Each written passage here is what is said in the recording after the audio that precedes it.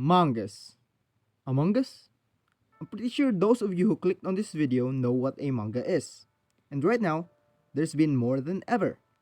With anime getting more and more mainstream, the eyes of us hungry weebs keeps growing. So, where would we go? That's right, we read manga.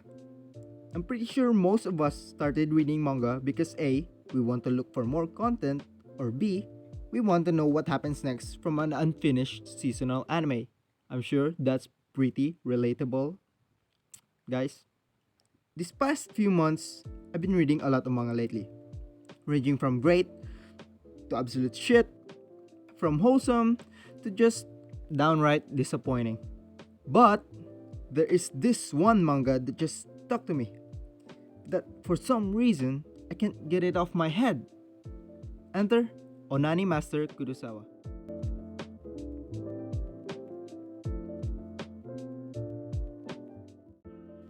This masterpiece of a manga was published back on September of 2007.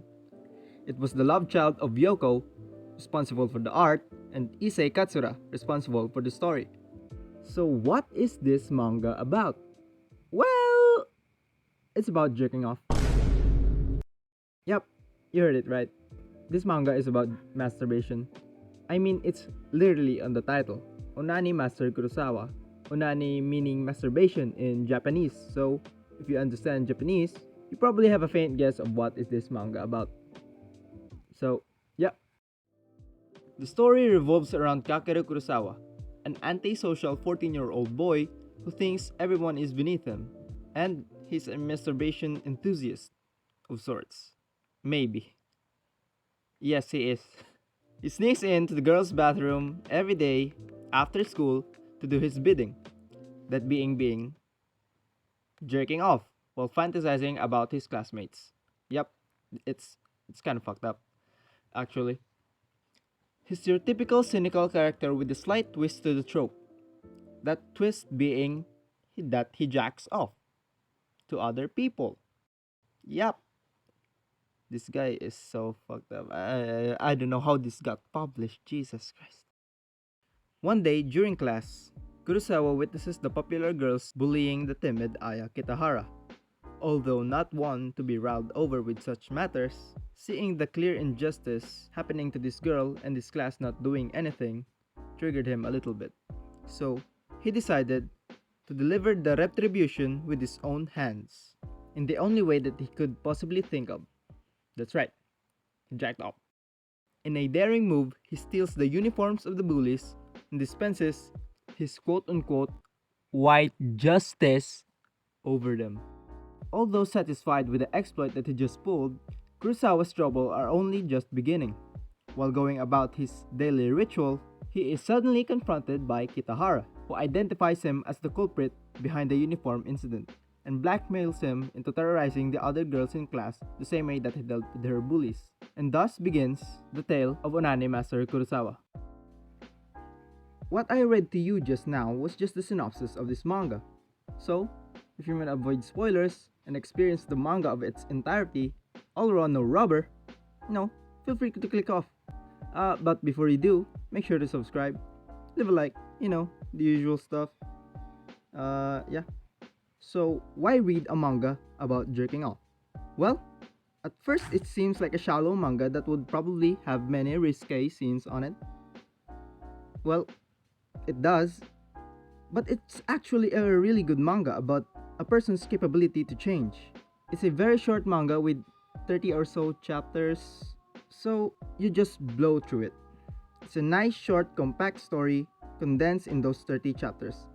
Unlike some titles that have 200 plus chapters with little to no plot progression and a fuck ton of fillers. Not naming any names, but you know who you are. Plus, it's an homage to Death Note. You can really see the resemblance with the planning of the main character, Master Kurosawa, when he plans these attacks. So, it's kinda like it, but instead of light writing names, he's jizzing on the notebook or something. Kitahara gave Kurosawa a day to think about her offer. The more he thinks about the situation he is in right now, the more he realizes that Kitahara is not someone to be fucked with. He went to stop by the library to waste time like he usually does before his routine, and also to fully grasp the situation is in peace. But, to his surprise, the library was packed because of the rain. While he was agonizing on the fact that he couldn't concentrate, a girl showed up. Girl! Oh my god! Ah! It was his classmate, Takegawa Magisteel. Of course, a mega degenerate like Kurosawa, he was perplexed on why would a girl like Takegawa would get close in his proximity. But one thing led to another, and they started chatting. You know, the usual small talks. You know, I'm actually surprised that a guy like Kurosawa could hold a conversation. It really shows you that despite being a filthy degenerate, he actually kinda knows what he's doing. So, props to him. The rain stopped, and they parted ways after. It was the first time Kurosawa felt a weird sense of fulfillment after talking to another person. And with that, he made his decision. The shenanigans with Kitahara continued, but as that was going on, Kurosawa's conversation with Takegawa became more frequent. In only a span of a week, Kurosawa started getting more and more comfortable talking with Takegawa. This sort of became their routine whenever it was raining. And for once, after Takegawa went home, Kurosawa didn't feel like doing his ritual. During their school trip, Kurosawa was supposed to bring down his justice upon the next target. But something went wrong. First of all, this particular target wasn't really doing anything to Kitahara anymore. Kitahara was just really bitter because the target was enjoying her school life with her boyfriend. And this time, their prank wasn't really well thought out. The plan was to put a bottle full of cum-stained tissues, but doing it in public is not really giving any favors to my man Kurosawa. But it all went down to Kurosawa's indecisiveness. In a moment, seeing the girl having fun with her boyfriend made him waver, like he was trying to project something to the couple. And so, he didn't go through with the plan. The school trip ended with a bitter taste to their mouths. Kurosawa tasting defeat, and Kitahara dissatisfied because Kurosawa couldn't go through with the plan. The next chapter of the manga, everything went about as usual. However, we can see that Kurosawa was getting a lot more casual to other people. But don't let that deter you from the fact that Kurosawa is still, Kurosawa. We then see him go to karaoke with his classmates, which would he never do at the start of the manga, so it's kinda nice to see him develop and try to warm up to other people. But he still couldn't handle the cringy normies, I guess. So, just went chill outside. He then meets Takegawa, who was also invited. But, like he is, Takegawa was not the type to fuck around with karaoke. So, she invites him to hang out somewhere, which of course, he immediately accepted. But little did he know, something was emerging that made his quote unquote heart throb aggressively.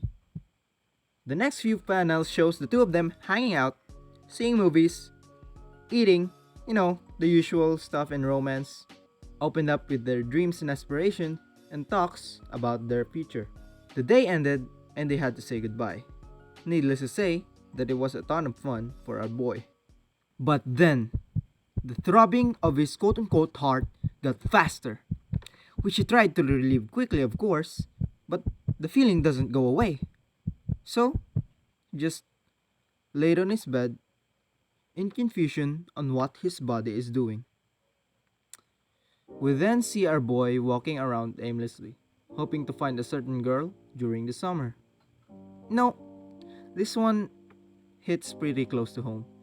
You have that one crush in your school, but it's summer, so you just fucking wander around anywhere, just for that off chance that you get to see her. It's the first time that we wish that summer would end quickly. And so did our boy Kurosawa. The day Kurosawa waited has finally come. The start of the new semester. the day where he could get to see Takigawa again. So, they meet at their usual spot in the library. And they just started talking.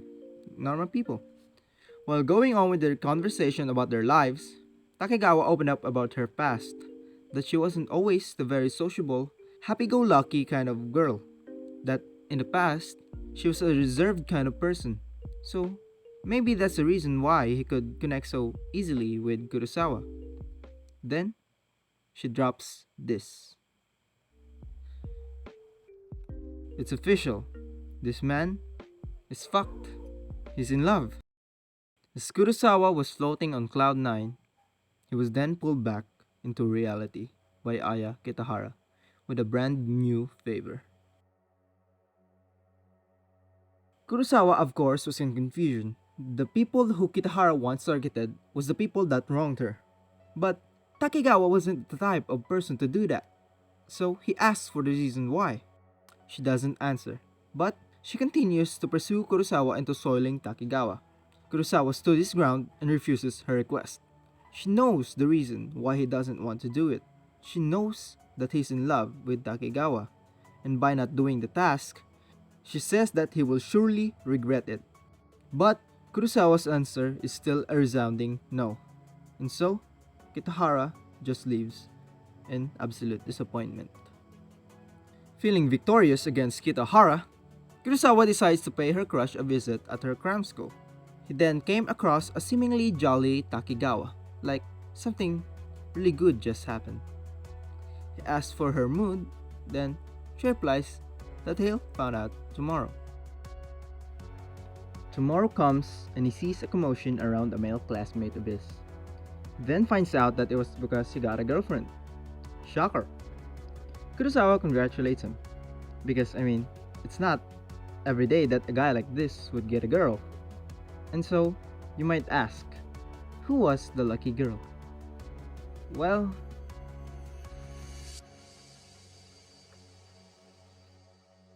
shit. A week passes. We see Kitahara and Kurosawa trying to find solace in each other's pain. Kitahara finally reveals that the reason behind her request that it was because she liked Takegawa's now boyfriend. He was the first one to show genuine kindness to her, and for that reason, she wanted to soil Takegawa so that she will be more wary of boys, stopping the development of the relationship in the process. That reasoning spoke with Kurosawa, that if he could have noticed the blooming of their relationship, she would have been taken away from him, and so he said to himself. He would have tried to do what Kitahara did. If only he knew then, none of this would have happened. Every day, he sees the girl he fell in love with being happy with someone else's arm. As she falls deeper and deeper in love in her relationship, Kurosawa's heart and mind falls deeper and deeper into the void, spiraling back into his bitter self. He burnt bridges of possible friendships he could have had with other people. He started interacting less and less with Takegawa because he doesn't enjoy it anymore.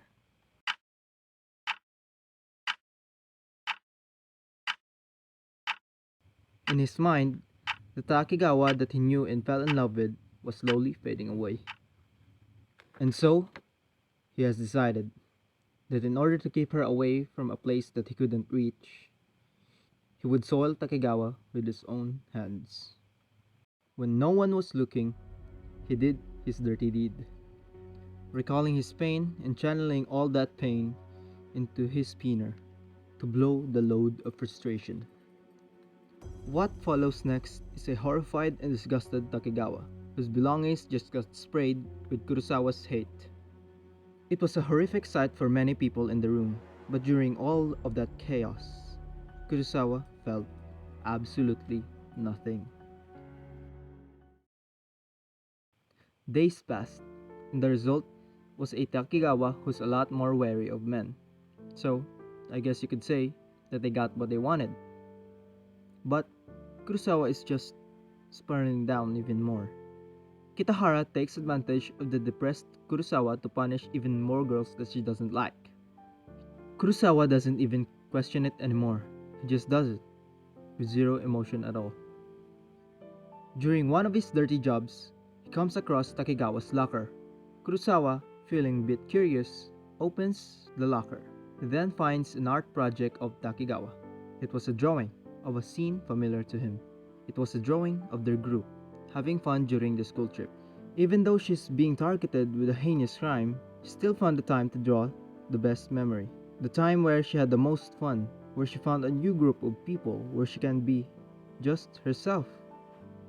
This realization made Kurosawa finally admit to himself his faults and his shortcomings. Kurosawa walks out of the room, not being able to finish the job, and broke his agreement with Kitahara. The next day after, Kurosawa went in front of the class with a seemingly unwavering resolve. He confessed to all of his crimes from start to finish. Though he did not mention Kitahara's name, but maybe he doesn't want to get her involved. He confessed to all of his crimes and asks for forgiveness. You probably know what's gonna happen next after he did that. Kurosawa gets bullied, beaten up, persecuted, and all of that mean shit getting thrown at him. His teacher confronted him about what he did and what's happening to him right now, but Kurosawa said that he was prepared to go all through that suffering just to get the chance for people to see him in a new light. He gets shit on every day, but he just powers through it. He even ended his daily routine. You can really see that this man's resolve of trying to change. The shit repeats almost every day until someone, just that one person, will give him another chance. Then it will all be worth it. Kurosawa's suffering continues, but it gets easier every day. Kitahara's, however, her school life has also been hard. As old bullies stopped, new ones came along, and she's getting more and more fed up every single day.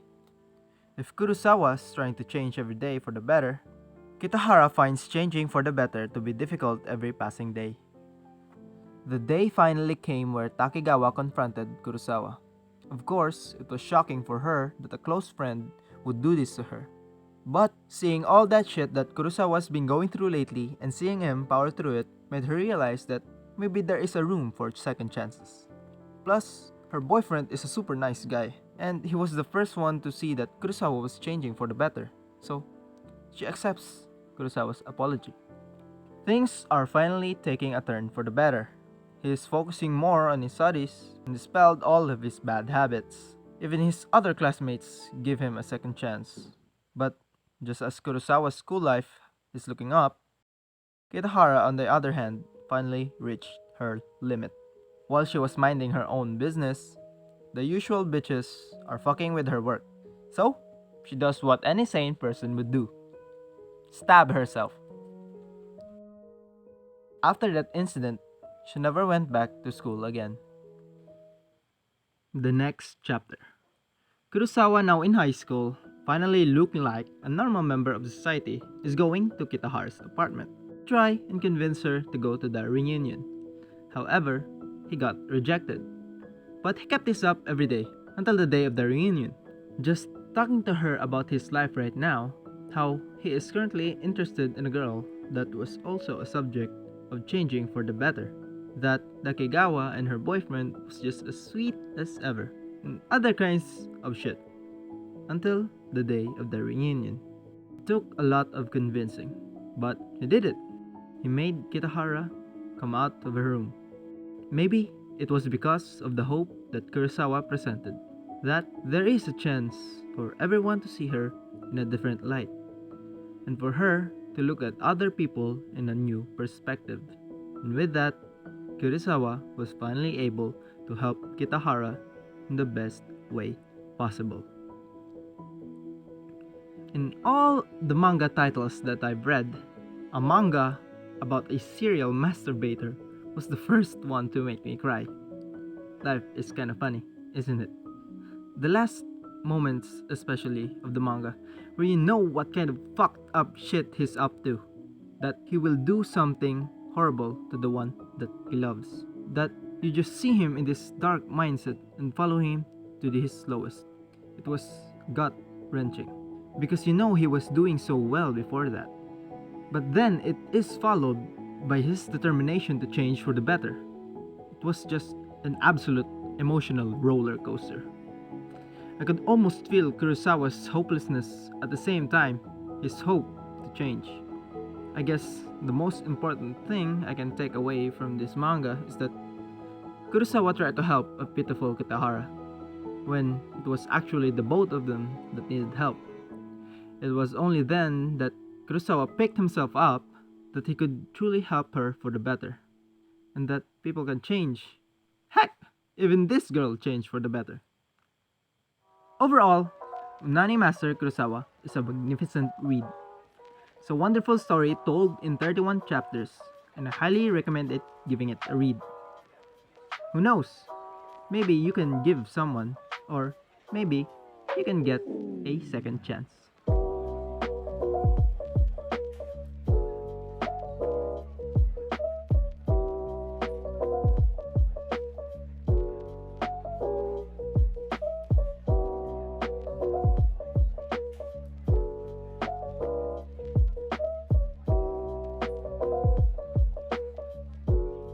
Hello! This is the end of the video. I hope you liked it. Or if you didn't, please tell me in the comment section of what things I could improve on. Because I'm very much aware that this video is a little rough around the edges. But go easy on me, okay? It's my first time. Cut me some slack, okay? If you like to see me upload more videos, consider subscribing, turning off the notification bell. So, that's it for me. This is Smakefish signing out.